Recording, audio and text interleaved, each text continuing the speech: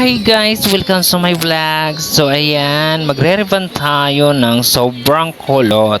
So ayan guys, yung hair ni client, sobrang kulot talaga.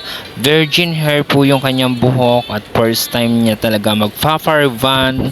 So ayan, ang hair ni Madam, grabe talaga guys. So ayan, si Madam Nika ay nagba-blower na.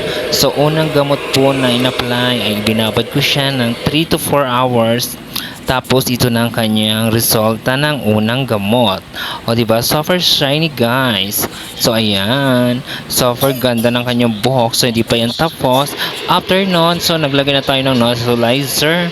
After neutralizer, ayan na yung kanyang buhok.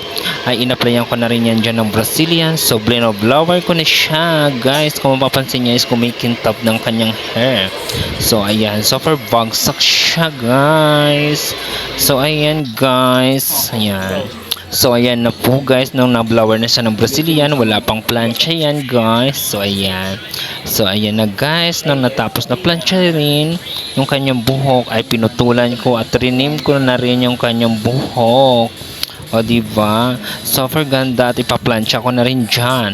At ito na ang kanyang pinaka final look guys. Sa mga inag-abang, ayan na guys. O diba? Super shiny siya kintab. So nagtatanong ko sa ang location ay Loob Wigolais Commercial na Cavite. Sa labas na lang po ng Hills View, chat nyo po ako, Nika Beauty Salon or Nika Sidro. Thank you for watching guys. Paki-like.